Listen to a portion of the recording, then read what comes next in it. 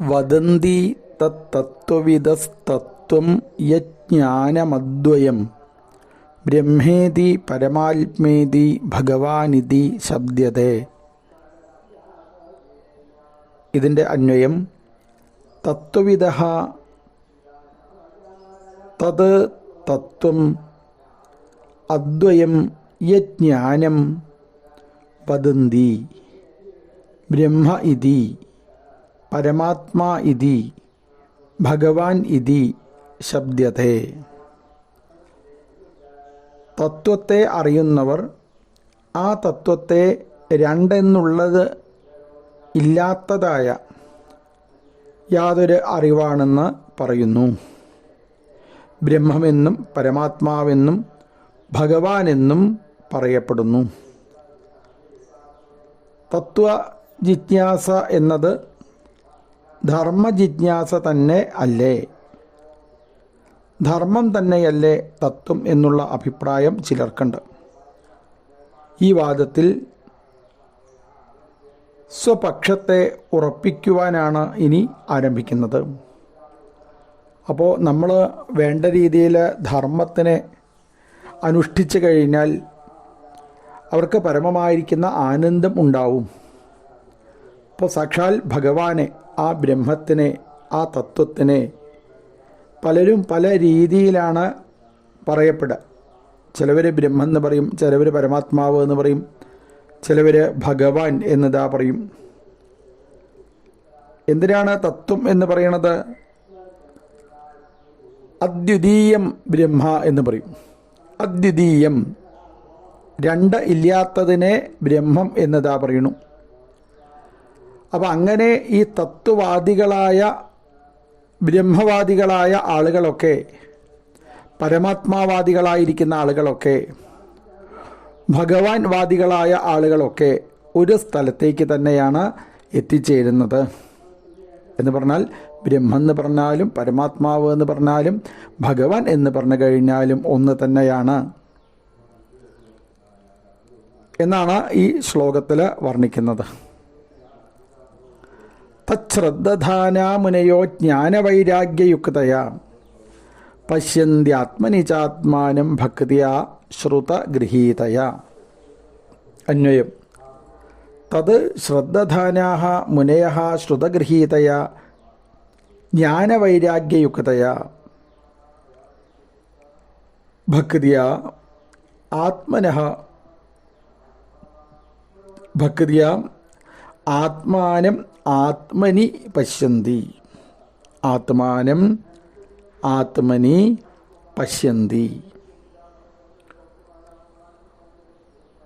തത് അതിനെ, ശ്രദ്ധാനാഃ ശ്രദ്ധിക്കുന്നവരായ, മുനയഃ മുനിമാർ, ശ്രുതഗൃഹീതയ ശ്രുതം കൊണ്ട് ഗ്രഹിക്കപ്പെട്ടതായും, ജ്ഞാനവൈരാഗ്യയുക്തയ പരോക്ഷമായ അറിവോടും വിഷയവൈരാഗ്യത്തോടും കൂടിയതുമായ, ഭക്തിയ ഭക്തി കൊണ്ട്, ആത്മാനം പരമാത്മാവിനെ, ആത്മനി തൻ്റെ ഉള്ളിൽ, പശ്യന്തി കാണുന്നു. അപ്പോൾ ഈ ഭക്തന്മാരുടെ പ്രത്യേകതയെയാണ് ഈ ശ്ലോകത്തിൽ വർണ്ണിക്കുന്നത്. ഭക്തന്മാർ എങ്ങനെയുള്ളവരെയാണ് ഭക്തന്മാർ എന്ന് പറയാം? ജ്ഞാനവൈരാഗ്യയുക്തയാ പരോക്ഷമായ അറിവോടും വിഷയവൈരാഗ്യത്തോടും കൂടിയതുമായ ഭക്തിയ. അല്ലെ, വിഷയത്തിൽ വൈരാഗ്യം വരണം. ഇപ്പോൾ സാധാരണ ആളുകൾക്കൊക്കെ എന്തിലേക്കാണ് കൂടുതൽ ശ്രദ്ധ ഉണ്ടാവുക? തന്നിലേക്ക് തന്നെയാണ്. തൻ്റെ വീട്, തൻ്റെ ശരീരം, തൻ്റെത്. പക്ഷേ അതിലേക്കുള്ള ശ്രദ്ധയൊക്കെ കുറഞ്ഞ്, അതിനാണ് വിഷയങ്ങൾ എന്ന് പറയുക. ഈ വിഷയങ്ങളിലേക്കുള്ള ശ്രദ്ധയൊക്കെ കുറഞ്ഞ് ഭഗവാനിലേക്ക് മാത്രം മനസ്സ് വയ്ക്കുന്ന ആൾക്കാരെയാണ് ഭക്തന്മാർ എന്ന് പറയുക. അങ്ങനെ ഭഗവാനിലേക്ക് മാത്രം മനസ്സ് വയ്ക്കുന്നതായ ഒരു ഭക്തന് ആത്മാനം ആത്മനി പശ്യന്തി, തൻ്റെ ഉള്ളിൽ ഉണ്ടാവുന്നതായിരിക്കുന്ന ആ ഭക്തി കൊണ്ട് തൻ്റെ ശരീരത്തിൻ്റെ ഉള്ളിലുള്ള ആ ജീവാത്മാവിനെ, അല്ലെങ്കിൽ തൻ്റെ ശരീരത്തിൽ തന്നെ, തൻ്റെ ഉള്ളിൽ തന്നെ പശ്യന്തി, സാക്ഷാൽ ഭഗവാനെ കാണാനായിട്ട് സാധിക്കുന്നു. തൻ്റെ ഉള്ളിൽ പ്രകാശിച്ചു കൊണ്ടിരിക്കുന്നതായ സാക്ഷാൽ ഭഗവാനെ ഭക്തന്മാരായിരിക്കുന്ന ആളുകൾക്ക് അനുഭവിക്കുവാനായിട്ട് സാധിക്കുന്നു. അത പുംഭിർദ്വിജശ്രേഷ്ഠ വർണ്ണാശ്രമവിഭാഗശ സ്വനുഷ്ഠിതസ്യ ധർമ്മസ്യ സംസിദ്ധിർഹരിതോഷണം. അതഃ ദ്വിജശ്രേഷ്ഠാഃ പുംഭിഃ വർണ്ണാശ്രമവിഭാഗശഃ സ്വനുഷ്ഠിതസ്യ ധർമ്മസ്യ സംസിദ്ധിഃ ഹരിതോഷണം. ഹരിതോഷണം സാക്ഷാൽ ഭഗവാൻ ഒരാളിൽ സന്തോഷിക്കണം എന്ന് വിചാരിക്കുന്നവർ എന്ത് ചെയ്താൽ മതി? സ്വനുഷ്ഠിതസ്യ ധർമ്മസ്യ, അവരവരെ അനുഷ്ഠിക്കേണ്ടതായ ആ അനുഷ്ഠാനങ്ങളെ, ആ ധർമ്മത്തിനെ വേണ്ട രീതിയിൽ നടത്തിയാൽ മതി. അതിൻ്റെ ഫലപ്രാപ്തി അവർക്ക് ജീവിതത്തിൽ അതാ ഉണ്ടാവുന്നു. വർണ്ണാശ്രമ വിഭാഗശ, ഓരോരോ വർണ്ണങ്ങളിലും ഓരോരോ ആശ്രമങ്ങളിലും ആണ് ഞാൻ ഇരിക്കുന്നത് എന്ന ബോധമുള്ള ആളുകൾ അതാത് ആശ്രമത്തിനനുസരിച്ച് അതാത് വർണ്ണങ്ങൾക്കനുസരിച്ച്, അല്ലേ, ഇപ്പോൾ ബ്രാഹ്മണ വർണ്ണത്തിലാണ് ഞാൻ ഇരിക്കുന്നത് എന്ന് തോന്നിക്കഴിഞ്ഞാൽ അപ്പോൾ ബ്രാഹ്മണരുടെ ഗുണഗണങ്ങൾ ഏതൊക്കെയാണുള്ളത് അതൊക്കെ എന്നിലുണ്ടോ എന്നുള്ള ഭാവത്തോടു കൂടിയിട്ട് ജീവിക്കുന്നതായ ആളുകൾ, അതല്ല ഞാൻ വൈശ്യഭാവത്തിലാണ് ഇരിക്കുന്നത്, ഞാൻ ശൂദ്രഭാവത്തിലാണ് ഇരിക്കുന്നത്, ഞാനിനി ക്ഷത്രിയ ഭാവത്തിലാണ് ഇതായിരിക്കുന്നത്. അപ്പോൾ അതിൻ്റെ ഗുണങ്ങളുണ്ട്, അതിൻ്റെ ദോഷങ്ങളുണ്ട്. അപ്പോൾ ഏതെങ്കിലും ദോഷങ്ങളൊക്കെ തന്നിലുണ്ടെങ്കിൽ അതിനെയൊക്കെ മാറ്റി നിർത്തി അങ്ങനെ ഉയർന്ന് വർണ്ണ ആശ്രമ വിഭാഗശ, ഇപ്പോൾ ഓരോരോ ആശ്രമത്തിൽ നിന്ന്, അല്ലേ, ബ്രഹ്മചര്യാശ്രമത്തിൽ പഠിക്കേണ്ട കാര്യങ്ങളൊക്കെ പഠിച്ച്, ഗൃഹസ്ഥാശ്രമത്തിൽ പഠിക്കേണ്ട കാര്യങ്ങളൊക്കെ പഠിച്ച്, അല്ലേ, അവസാന സന്യാസാശ്രമം, വാനപ്രസ്ഥാശ്രമം, ആശ്രമത്തിലേക്ക് എത്തിച്ചേരുമ്പോഴാണ് ആനന്ദം എന്ന് ചിലപ്പോൾ ഗൃഹസ്ഥാശ്രമത്തിലുള്ള ആളുകൾക്ക് തോന്നും. അപ്പോൾ എന്ത് വേണം? അവരതിനനുസരിച്ച് ഉയർന്നു വരാൻ വേണ്ടി ശ്രമിക്കുന്ന വേണം. അങ്ങനെ ഉയർന്നു വന്ന് സ്വനുഷ്ഠിതസ്യ ധർമ്മസ്യ, അവരവർ അനുഷ്ഠിക്കേണ്ടതായിരിക്കുന്ന ധർമ്മം. ഈ ധർമ്മത്തിനെ ഭാഗവതത്തിലെ 7ാം സ്കന്ധത്തിൽ 11ാമത്തെ അധ്യായത്തിൽ വർണ്ണിക്കുന്നുണ്ട്. മനുഷ്യനായിട്ട് ജനിച്ചു കഴിഞ്ഞാൽ അവർ അനുഷ്ഠിക്കേണ്ടതായ 30 ധർമ്മങ്ങളെ, ആ 30 ധർമ്മങ്ങളൊക്കെ മനുഷ്യഭാവത്തിലുള്ള ആൾക്കാർ അനുഷ്ഠിക്കാനായിട്ട് ശ്രമിച്ചു കഴിഞ്ഞാൽ തന്നെ സാക്ഷാൽ ഭഗവാൻ തോഷണം, സന്തോഷിക്കുന്നു, അല്ലേ, ഭഗവാൻ നമ്മളിതാ സന്തോഷിക്കുന്നു. അപ്പോൾ നമ്മൾ നമ്മളുടെ ധർമ്മത്തിനെ വേണ്ട രീതിയിൽ അനുഷ്ഠിക്കുക. എങ്ങനെ? ഫലേച്ഛ കൂടാതെ എന്ന് പറഞ്ഞാൽ അതിന്ന് ഇന്നത് കിട്ടും എന്ന് വിചാരിച്ചിട്ടല്ലാതെ താൻ ചെയ്യേണ്ടതിനെ ഭഗവാൻ പറഞ്ഞിട്ടുണ്ട്. ഭഗവാൻ പറഞ്ഞതായിരിക്കുന്ന കാര്യങ്ങളൊക്കെ ഞാൻ വേണ്ട രീതിയിൽ ഇത് അനുഷ്ഠിക്കും എന്നുള്ള ഭാവത്തോട് കൂടിയിട്ട് നമ്മൾ അനുഷ്ഠാനങ്ങൾ നടത്തിക്കഴിഞ്ഞാൽ, ആചാരങ്ങൾ നടത്തിക്കഴിഞ്ഞാൽ അവരവരുടെ ഉള്ളിലുള്ളതായിരിക്കുന്ന ആ ആനന്ദത്തിനെ നമുക്ക് അറിയാനായിട്ട് സാധിക്കുന്നു. ശ്രീഹരി ഭഗവാൻ നമ്മളിൽ സന്തോഷിക്കുന്നു.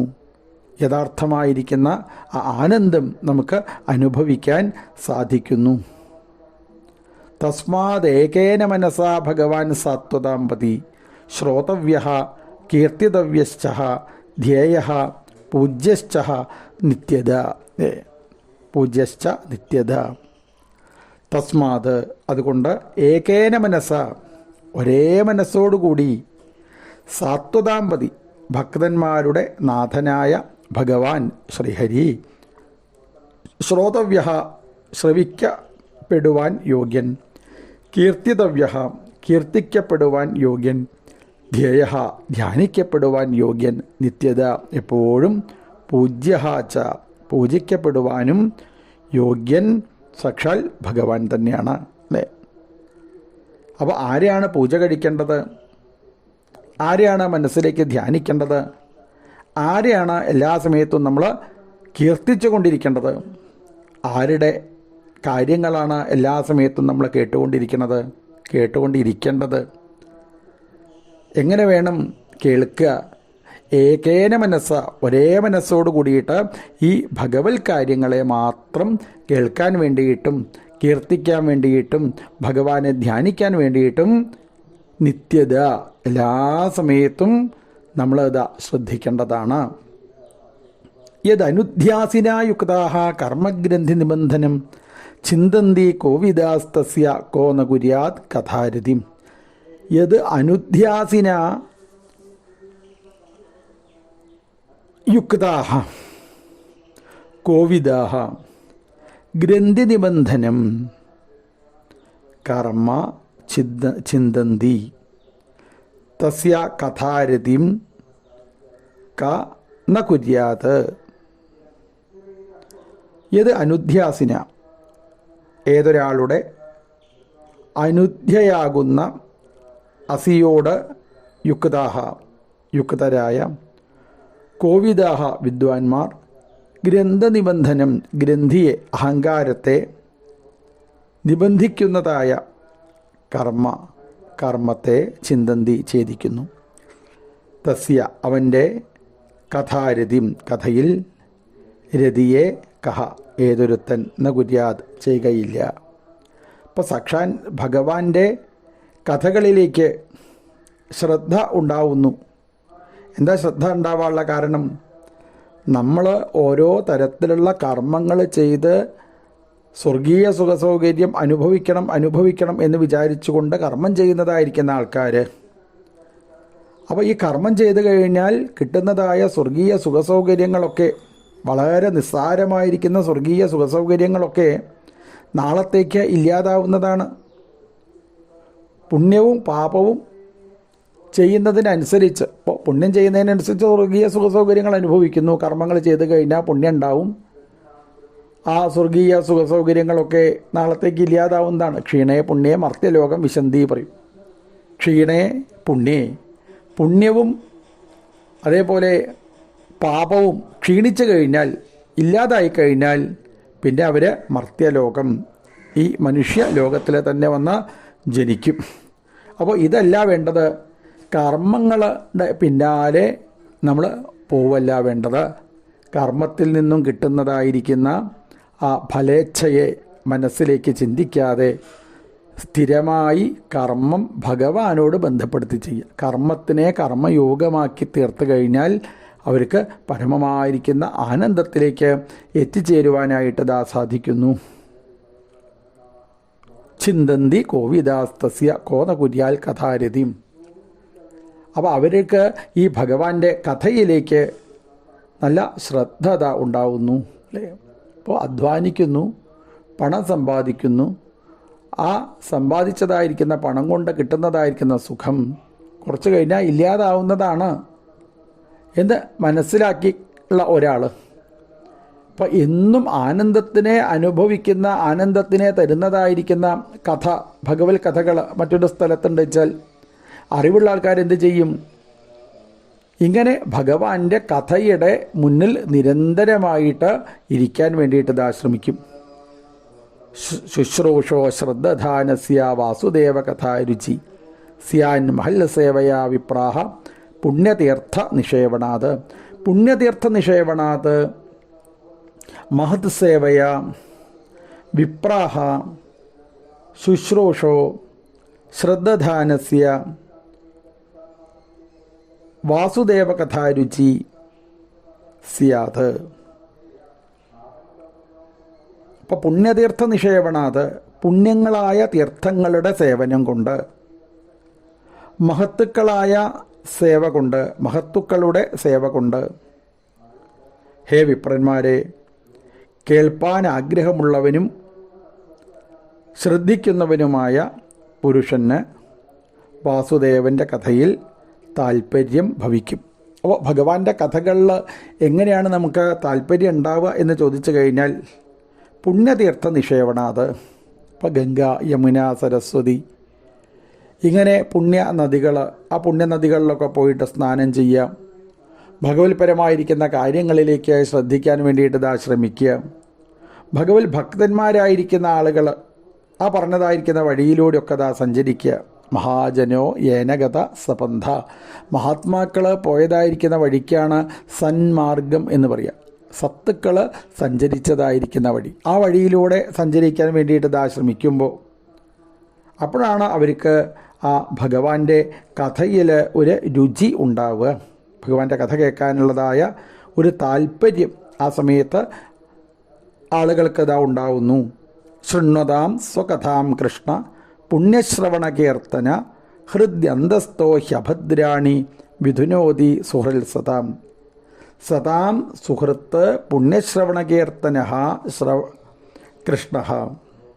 ഇപ്പം ശ്രീകൃഷ്ണ ഭഗവാൻ എങ്ങനെയുള്ള ആളാണ്? സതാം സത്തുക്കളുടെ സുഹൃത്താണ്. പുണ്യശ്രവണ കീർത്തന പുണ്യങ്ങളായ ശ്രവണ കീർത്തനങ്ങളോടുകൂടിയ ആളുകൾ, സാക്ഷാൽ ഭഗവാൻ അല്ലേ, ആ ഭഗവാൻ ഇവരുടെയൊക്കെ സുഹൃത്തായിട്ട് താൻ മാറുന്നു, ഭക്തന്മാരുടെ സുഹൃത്തായിട്ട് തീരണം കൃഷ്ണൻ. അപ്പോൾ എൻ്റെ സുഹൃത്താവണം കൃഷ്ണൻ എന്ന് വിചാരിക്കുന്ന ഒരാൾ ഭഗവാന്റെ കഥ കേൾക്കാൻ വേണ്ടിയിട്ട് ഇതാ ശ്രമിച്ചാൽ മതി.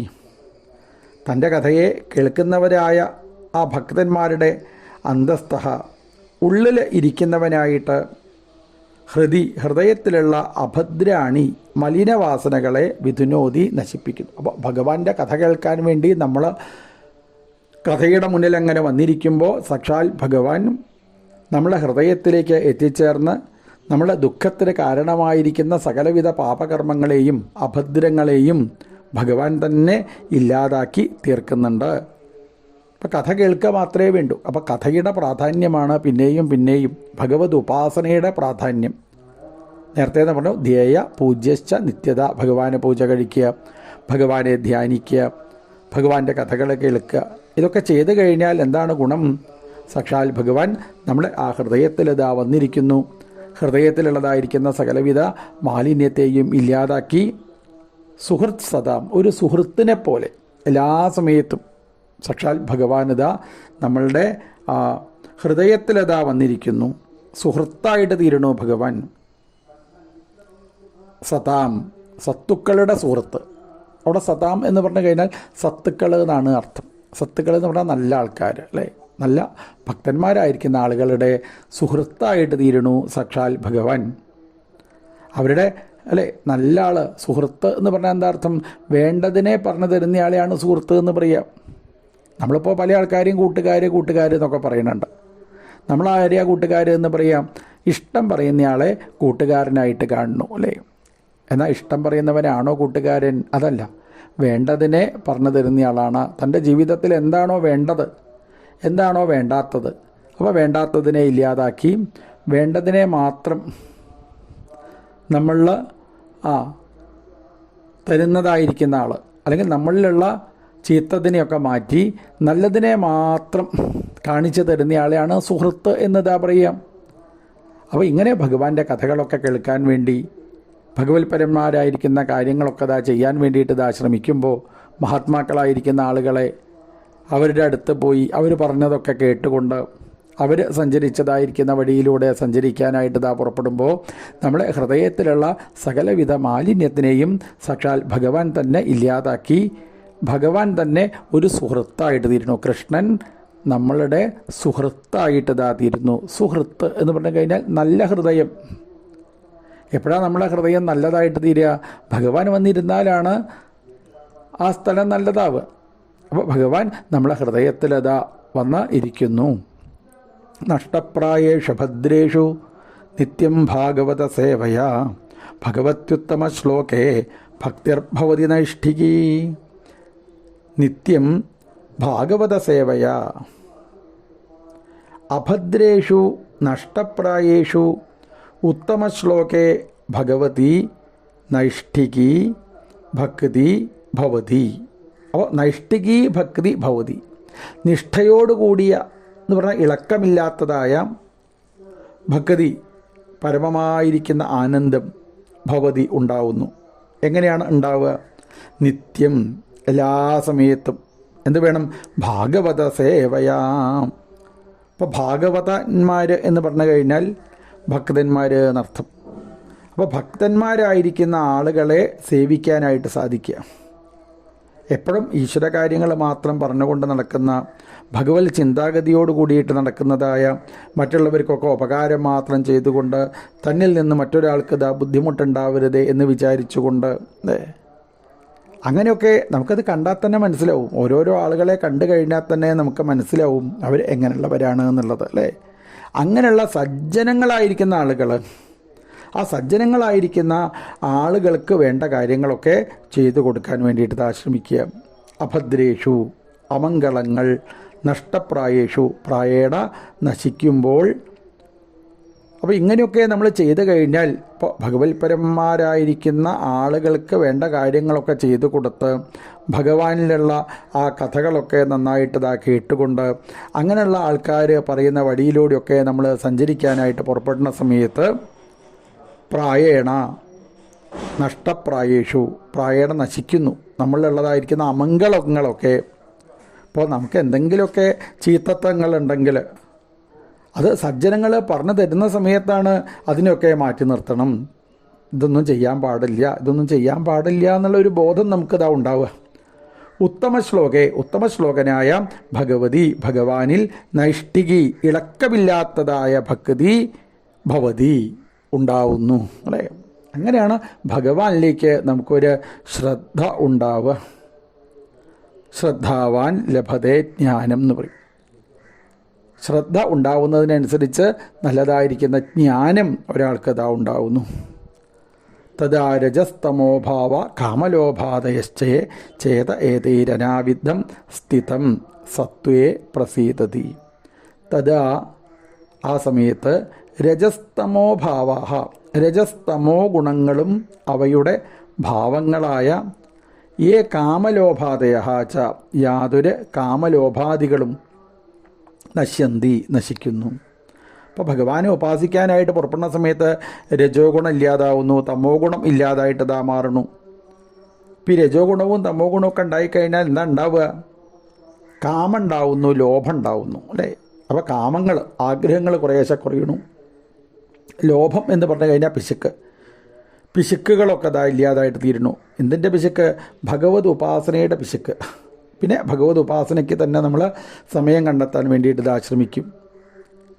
ഏതൈഹി, ഇവയാൽ അനാവിദ്ധ, സ്പർശിക്കപ്പെടാത്തതും സത്വത്തിൽ സ്ഥിതം, നിലനിൽക്കുന്നതുമായ ചേതഃ, മനസ്സ് പ്രസാദിക്കുന്നു. എന്ന് പറഞ്ഞാൽ ഭഗവാൻ മാത്രമേ ഉള്ളൂ ഈ ലോകത്ത്. എനിക്ക് വേണ്ട എല്ലാ കാര്യങ്ങളും ചെയ്തു തരാൻ ആ ഈശ്വരനെ ഉപാസിക്കുകയാണ് വേണ്ടത് എന്നുള്ളതായ ഒരു ബോധം. ഞാൻ എൻ്റെ ധർമ്മം വേണ്ട രീതിയിൽ നടത്തി കഴിഞ്ഞാൽ എനിക്ക് വേണ്ടതായിരിക്കുന്ന കാര്യങ്ങളെ മുഴുവനും ഭഗവാൻ തരും എന്നുള്ളതായ ഒരു ബോധത്തിലേക്ക് നമുക്ക് നൈഷ്ഠികീരതി, നിഷ്ഠയായിരിക്കുന്ന ഒരു ശ്രദ്ധ ആ ഭഗവത് കാര്യത്തിലേക്ക് നമുക്കിതാ ഉണ്ടാവുന്നു. ഏവം പ്രസന്ന മനസ്സോ ഭഗവൽ ഭക്തിയോഗത ഭഗവത് തത്വവിജ്ഞാനം മുക്ത സംഗസ്യ ജായത്തെ. ഇപ്രകാരം ഭഗവാനിൽ ഭക്തിയോഗം കാരണമായി പ്രസന്നമായ മനസ്സോടുകൂടി മോചിക്കപ്പെട്ട സംഘത്തോടുകൂടിയും ഇരിക്കുന്നവന് ഭഗവാന്റെ പരമാർത്ഥ തത്വത്തെക്കുറിച്ചുള്ള അറിവ് ജനിക്കുന്നു. ഭഗവാനെ നിരന്തരം ഭജിക്കുന്നവൻ്റെ മനസ്സ് പ്രസാദിക്കയാൽ നിസ്സാരങ്ങളായ വിഷയസുഖങ്ങളിൽ പ്രവേശിക്കാത്തതിനാൽ സംഘമേറ്റിരിക്കുന്ന അവന് ഭഗവാന്റെ സത്യസ്വരൂപത്തെക്കുറിച്ചുള്ള അറിവുകൾ ഉണ്ടാവുന്നു. അപ്പോൾ സത്യസ്വരൂപനായിരിക്കുന്ന ഭഗവാനെ അറിയാൻ എന്ത് ചെയ്താൽ മതി? ഈ ലോക ശ്രദ്ധയെ കുറച്ച് അവർ ഭഗവത് കാര്യത്തിലേക്ക് മനസ്സ് വയ്ക്കാൻ വേണ്ടിയിട്ട് ശ്രമിച്ചാൽ മതി. ഇപ്പോൾ ഈ വിഷയസുഖങ്ങളുടെ പിന്നാലെ ഓടിപ്പോകുന്നതായിരിക്കുന്ന ആളുകൾക്ക് മനസ്സിലാവും ഇതൊക്കെ നിസ്സാരമാണ്, വളരെ നിസ്സാരമാണ്. എപ്പോഴാണ് മനസ്സിലാവുക? ഭഗവാനെ അറിഞ്ഞ് ഭഗവാന്റെ അടുത്തുനിന്ന് അനുഗ്രഹം കിട്ടുന്ന സമയത്ത് നമുക്കിതാ മനസ്സിലാവും.